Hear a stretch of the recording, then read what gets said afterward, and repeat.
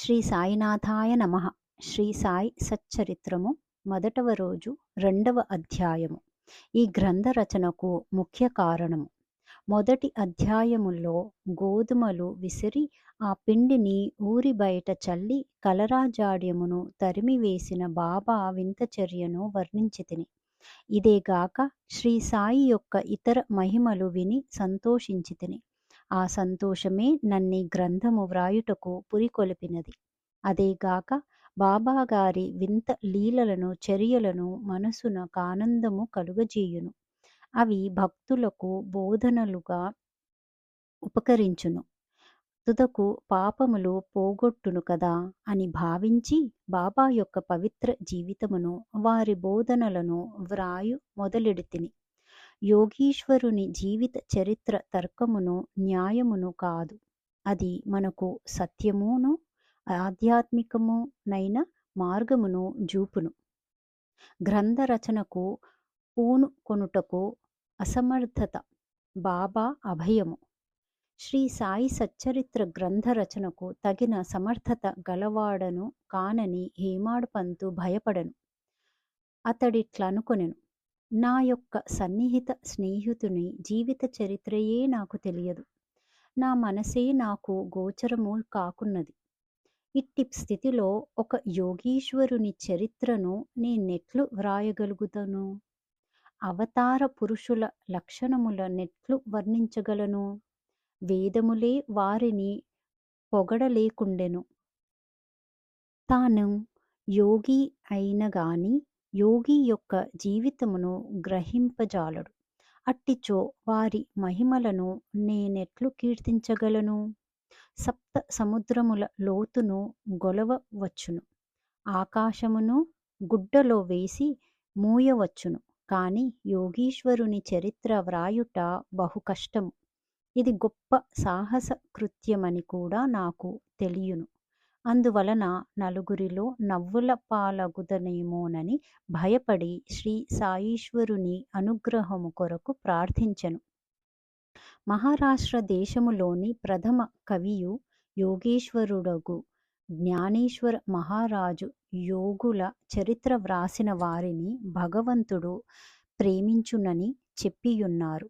ఏ భక్తులు యోగుల చరిత్రలను వ్రాయ కుతూహల పడెదరో వారి కోరికలు నెరవేరునట్లు వారి గ్రంథములు కొనసాగునట్లు చేయుటకు యోగుల అనేక మార్గముల అవలంబించెదరు. యోగులే అట్టి పనికి ప్రేరేపింతురు. దానిని నెరవేర్చుటకు భక్తిని కారణం మాతృనిగా ఉంచి వారి వారి కార్యములను వారే కొనసాగించుకొనెదరు. 1700 శక సంవత్సరములో మహీపతి పండితుడు యోగీశ్వరుల చరిత్రలను వ్రాయుటకు ఆకాంక్షించెను.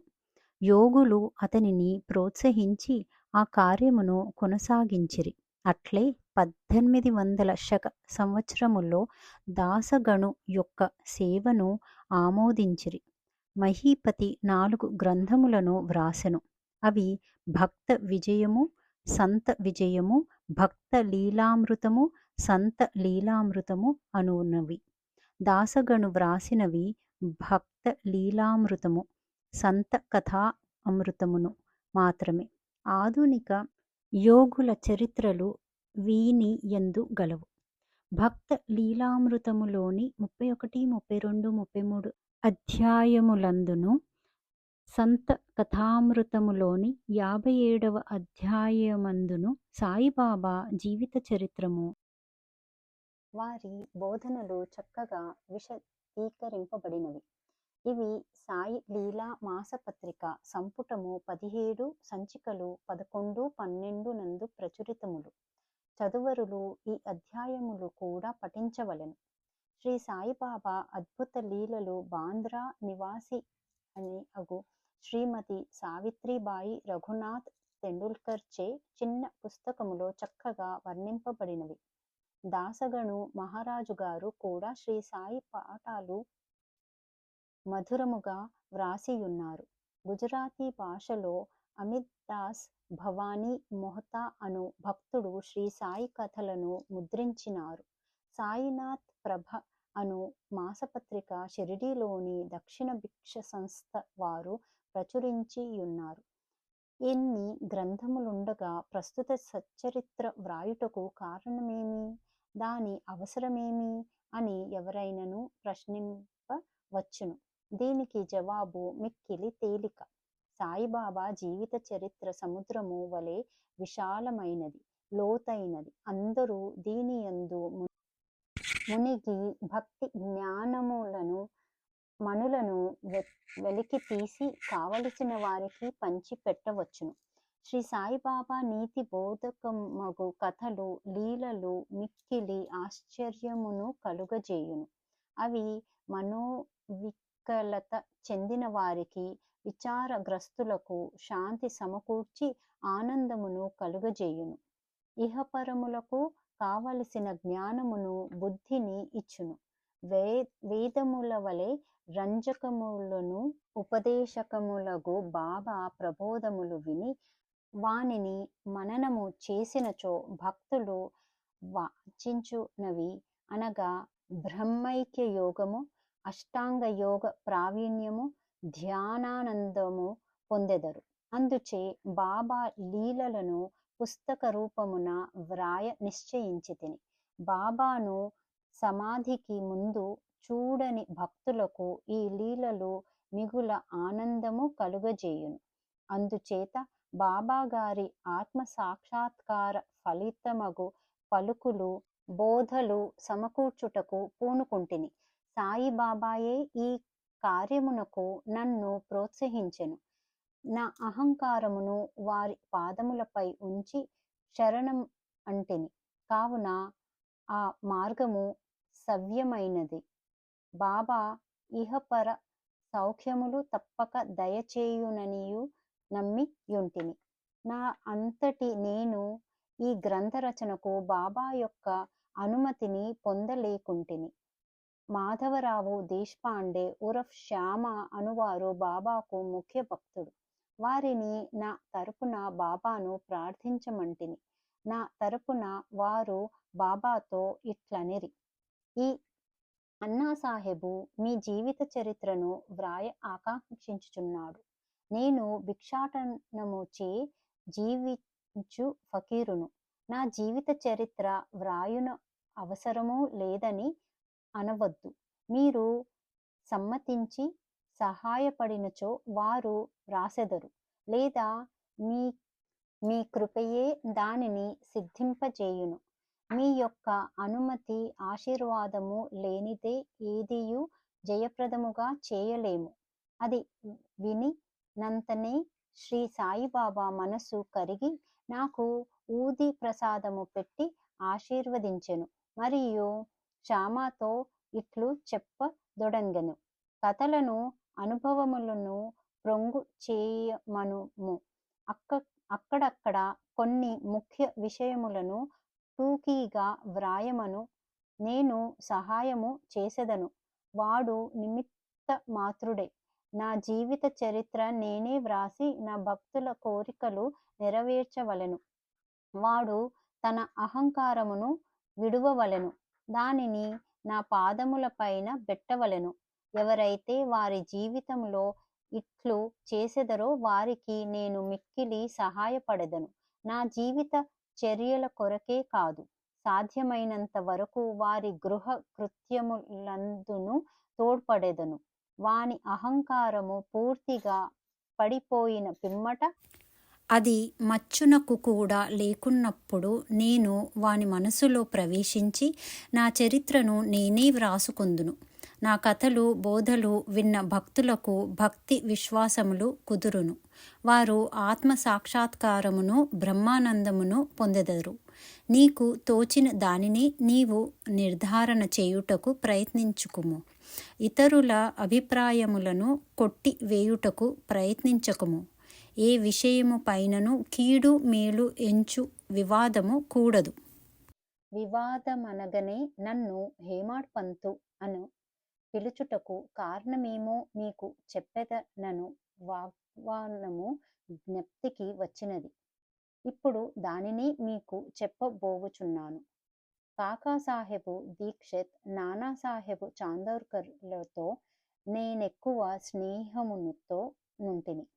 వారు నన్ను షిరిడీ పోయి బాబా దర్శనము చేయుమని బలవంతము చేసిరి. అట్లే చేసేదనని వారికి నేను వాగ్దానము చేసితిని. ఈ మధ్యలో నీదో జరిగినది. అది నా షిరిడి ప్రయాణమున అడ్డుపడినది. లోనావాలో నున్న నా స్నేహితుని కొడుకు జబ్బుపడెను. నా స్నేహితుడు మందులు మంత్రము అన్నీయు ఉపయోగించెను, కాని నిష్ఫలమయ్యెను. జబ్బు తగ్గలేదు. తుదకు వాని గురువును పిలిపించుకొని ప్రక్కన కూర్చుండబెట్టుకొనెను. కాని ప్రయోజనము లేకుండెను. ఈ సంగతి విని నా స్నేహితుని కుమారుని రక్షించలేనట్టి గురువు యొక్క ప్రయోజనము ఏమి? గురువు మనకు ఏమియూ సహాయము చేయలేనప్పుడు నేను షిరిడీ ఏల పోవలెను అని భావించి షిరిడి ప్రయాణమును మానుకొంటిని. కాని కాకున్నది కాకమానదు. అది ఈ క్రింది విధముగా జరిగెను. నానాసాహెబు చాందోర్కర్ ప్రాంతీయ రెవెన్యూ అధికారి. ఉద్యోగరీత్యా ఒకనాడాయన వసయికి పర్యటనకై పోవుచుండెను. థానా నుండి దాదరుకు వచ్చి ఇచ్చట వసయి పోవు బండి కొరకు కనిపెట్టుకొని యుండెను. ఈలోగా బాంద్రా లోకల్ బండి వచ్చెను. దానిలో కూర్చుని బాంద్రా వచ్చి నన్ను పిలిపించి షిరిడీ ప్రయాణమును వాయిదా వేసినందులకు నాపై కోపించెను. నానా చెప్పినది సంతోషదాయకముగను సమ్మతముగాను ఉండెను. అందుచే నా రాత్రియే షిరిడీకి పోవ నిశ్చయించితిని. సామానులు కట్టుకొని షిరిడీ బయలుదేరితిని. బాంద్రా నుండి దాదరు వెళ్ళి అచ్చట మన్నాడ్ వెళ్ళు రైలు ఎక్కవలెనని అనుకుంటిని. అటులనే దాదరుకు టికెట్టు కొని రైలు రాగానే ఎక్కి కూర్చుంటిని. బండి ఇక బయలుదేరుననగా మహమ్మదీయుడొకడు నేను కూర్చుని ఉన్న పెట్టెలోనికి హడావిడిగా వచ్చి నా సరంజామానంతయు జూచి ఎక్కడకు పోవుచుంటివి నన్ను ప్రశ్నించెను. ఆ ఆలోచన వారికి చెప్పితిని. వెంటనే అతడు దాదరు స్టేషనులో దిగవద్దని, ఎందుకనగా మన్నాడు మేలు దాదరులో ఆగదని, అదే రైలులో ఇంకను ముందుకుబోయి బోరిబందరు స్టేషనులో దిగమని నాకు సలహా చెప్పెను. ఈ చిన్న లీలయే జరగకుండినచో నేననుకునిన ప్రకారము ఆ మరుసటి ఉదయము షిరిడీ చేరలేకపోయిడివాడను. అనేక సందేహములు కూడా కలిగి యుండెడివి. కాని నా అదృష్టవశాత్తు అది ఇట్లు జరగలేదు. మరుసటి దినము సుమారు 9-10 గంటలలోగా నేను షిరిడీ చేరితిని. షిరిడీలో నా కొరకు కాకాసాహెబ్ దీక్షిత్ కనిపెట్టుకొని ఉండెను. ఇది 1910 ప్రాంతములలో జరిగినది. ఇప్పటికి సాఠేవాడ ఒకటియే షిరిడి వచ్చు భక్తుల కొరకు నిర్మింపబడి యుండెను. టాంగా దిగిన వెంటనే బాబాను దర్శించవలెనని నాకు ఆత్రము కలిగెను. అంతలో అప్పుడే మసీదు నుండి వచ్చుచున్న తాత్యాసాహెబు నూల్కరు బాబా వాడ చివరన ఉన్నారనియు, మొట్టమొదట ధూళి దర్శనము చేసుకొనమని నాకు సలహా ఇచ్చెను. స్నానానంతరము ఓపికగా మరల చూడవచ్చునను నేను.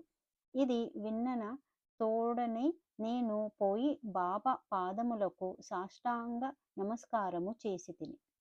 నాలో ఆనందము పొంగి పొరలినది. నానాసాహెబు చాందోర్కరు చెప్పిన దానికన్నను ఎన్నో రెట్లు అనుభవమైనది. నా సర్వేంద్రియములు తృప్తి చెంది ఆకలి దప్పికలు మరిచితిని. మనసుకు సంతుష్టి కలిగెను. బాబా పాదములు పట్టిన వెంటనే నా జీవితంలో గొప్ప మార్పు కలిగెను. నాకు షిరిడి పోవలసినదని ప్రోత్సహించిన వారందరికీ నేనెంతో రుణపడినట్లుగా భావించితిని. వారిని నా నిజమైన స్నేహితులుగా భావించితిని. వారి రుణమును నేను తీర్చుకొనలేను. వారిని జ్ఞప్తికి తెచ్చుకొని వారికి నా మనసులో సాష్టాంగ ప్రణామము చేసితిని. నాకు తెలిసినంత వరకు సాయిబాబా దర్శనము వల్ల కలుగు చిత్రమిమన మనలోనున్న ఆలోచనలు మారిపోవును. వెనుకటి కర్మల బలము తగ్గును. క్రమముగా ప్రపంచమందు విరక్తి కలుగును. నా పూర్వజన్మ సుకృతముచే నాకీ దర్శనము లభించినదనుకుంటిని. సాయిబాబాను చూచినంత మాత్రముననే ఈ ప్రపంచమంతయు సాయిబాబా రూపము వహించెను. వాడాలో తీవ్ర వాగ్వివాదము. నేను షిరిడి చేరిన మొదటి దినముననే నాకును బాలాసాహెబు భాటేకును గురువు యొక్క ఆవశ్యకతను గూర్చి గొప్ప వాగ్వివాదము జరిగెను. మన స్వేచ్ఛను విడిచి ఇంకొకరికి ఎందుకు లొంగియుండవలెనని నేను వాదించితిని. మన కర్మలను మనమే చేయుటకు గురువు యొక్క ఆవశ్యకత ఏమి? తనంతట తానే కృషి చేసి మిక్కిలి యత్నముతో ఈ జన్మ దుఃఖము నుండి తప్పించుకొనవలెను. ఏమీయూ చేయక సోమరిగా కూర్చుని వానికి గురువు ఏమి చేయగలడు అని నేను స్వేచ్ఛ పక్షమును ఆశ్రయించితిని. భాటే ఇంకొక వాదమును పట్టుకొని ప్రారబ్ధము తరపున వాదించుచు కాకున్నది కాక మానదు. మహనీయులు కూడా ఈ విషయములో ఓడిపోయిరి. మనుజుడొక్కడి తలంచిన భగవంతుడు వేరొక్కటి తలంచును. నీ తెలివితేటలను అట్టుండనిమ్ము. గర్వము గాని అహంకారము గాని మీకు తోడ్పడవు అనెను. ఈ వాదన యొక్క గంట వరకు జరిగెను. కాని ఇదెమిత్తమని ఏమియూ తేలలేదు. అలసిపోవుటచే ఘర్షణ మానుకొంటిని. ఈ ఘర్షణ వల్ల నా మనశ్శాంతి తప్పినది. దేహాత్మ బుద్ధి అహంకారము లేకున్నచో వివాదమునకు తావులేదని గ్రహించితిని. ఏల వివాదమునకు మూల కారణ అహంకారము. ఇతరులతో కూడా మేము మసీదునకు పోగా బాబా కాకాను పిలిచి ఇట్లడిగెను. వాడాలో ఏమి జరిగినది? ఏమిటా వివాదము? అది దేనిని గూర్చి? ఈ హేమాడ్ పంతు ఏమనుచున్నాడు? ఈ మాటలు విని నేను ఆశ్చర్యపడితిని. సాఠేవాడ మసీదునకు చాలా దూరముగా ఉన్నది. మా వివాదము గూర్చి బాబాకెట్లు తెలిసెను? అతడు సర్వజ్ఞుడై ఉండవలెను. లేనిచో మా వాదన ఎట్లు గ్రహించును? బాబా మన అంతరాత్మపై అధికారి ఉండవచ్చును. హేమాడ్ పంతు అను బిరుదునకు మూల కారణం. సాయిబాబా నన్నెందులకు హేమాడ్ పంతని పిలిచెనని ఆలోచింపసాగితిని. ఇది హేమాడ్ పంతు అని నామమునకు రూపాంతరము. దేవగిరికి చెందిన యాదవ వంశ రాజులకు హేమాద్రి పంతు ప్రధానమాత్యుడు.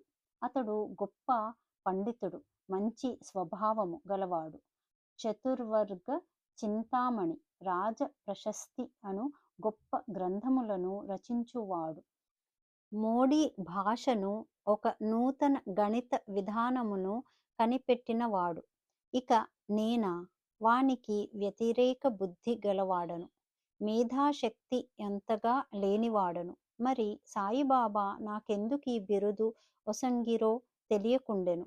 ఆలోచన చేయగా ఇది నా అహంకారమును చంపుటకొక మనియు నేనెప్పుడునూ అణకువగా నమ్రతలు కలిగి ఉండవలెనని బాబా కోరిక అయి ఉండవచ్చునని గ్రహించితిని. అంతకు ముందు వాడాలో జరిగిన చర్చలో నేనే చూపిన తెలివితేటలకు బాబా ఈ రీతిగా అభినందించి ఉండవచ్చు అని అనుకుంటిని. భవిష్య చరిత్రను బట్టి చూడగా బాబా పలుకులకు దాభోల్కరును హేమాడ్ పంతు అనుట గొప్ప ప్రాముఖ్యము కలదనియు భవిష్యత్తు తెలిసియే బాబా అట్లనే అని భావించుచున్ను. ఏలయనగా హేమాడ్ పంతు శ్రీ సాయిబాబా సంస్థానమును చక్కని చాకచక్యముతో నడిపెను. సంస్థానము యొక్క లెక్కలను బాగుగా ఉంచెను. అదే కాక భక్తి, జ్ఞానము, నిర్వామోహము, ఆత్మ శరణాగతి, ఆత్మ సాక్షాత్కారము మొదలగు విషయములతో శ్రీ సాయి సచ్చరిత్ర అను గొప్ప గ్రంథమును రచించెను. గురువు యొక్క ఆవశ్యకత. ఈ విషయమై బాబా ఏమనెనో హేమాడ్ పంతు వ్రాసియుండలేదు. కాని కాకాసాహెబు దీక్షిత్ ఈ విషయమును గూర్చి తాను వ్రాసికొనిన దానిని ప్రచురించెను. హేమాడ్ పంతు బాబాను కలిసిన రెండవ దినము కాకాసాహెబు దీక్షిత్ బాబా వద్దకు వచ్చి షిరిడీ నుండి వెళ్ళవచ్చునా అని అడిగెను. బాబా అట్లే అని జవాబిచ్చెను. ఎక్కడకు అని ఎవరు అడుగగా చాలా పైకి అని బాబా చెప్పెను. మార్గమేది అని దీక్షిత్ అడిగెను. అక్కడకు పోవుటకు అనేక మార్గములు కలవు. షిరిడీ నుంచి కూడా ఒక మార్గము కలదు. మార్గము ప్రయాసకరమైనది. మార్గ మధ్యమున ఉన్న అడవిలో పులులు, తోడేళ్లు కలవని బాబా బదులు అడిగెను. మార్గదర్శకుని వెంట తీసుకొని పోయినచో అన్ని కాకాసాహెబు అడుగగా అట్లైనచో కష్టమే లేదని బాబా జవాబిచ్చెను. మార్గదర్శకుడు తిన్నగా గమ్యస్థానము చేర్చును. మార్గ మధ్యమున ఉన్న తోడేళ్లు, పులులు గోతుల నుండి తప్పించును. మార్గదర్శకుడే లేనిచో అడవి మృగములచే చంపబడవచ్చును, లేదా దారి తప్పి గుంటలలో పడిపోవచ్చును. మసీదులో అప్పుడచ్చటనే ఉన్న దాభోల్కరు తన ప్రశ్నకదియే తగిన సమాధానమని గుర్తించెను. వేదాంత విషయములలో మానవుడు స్వేచ్ఛాపరుడా కాడా అను వివాదము వలన ప్రయోజనము లేదని గ్రహించెను. పరమార్థము నిజముగా గురు బోధ వల్లనే చిక్కు అనియు రామకృష్ణులు తమ గురువులైన వశిష్ఠ సాందీపులకు లొంగి అణకువతో నుండి ఆత్మ సాక్షాత్కారము పొందిరనియు దానికి దృఢమైన నమ్మకము, నిష్ఠ, ఓపిక, సబూరి అను 2 గుణములు ఆవశ్యకమనియు గ్రహించెను. 2వ అధ్యాయము సంపూర్ణము. సద్గురు శ్రీ సాయినాథార్పణమస్తు. శుభం భవతు.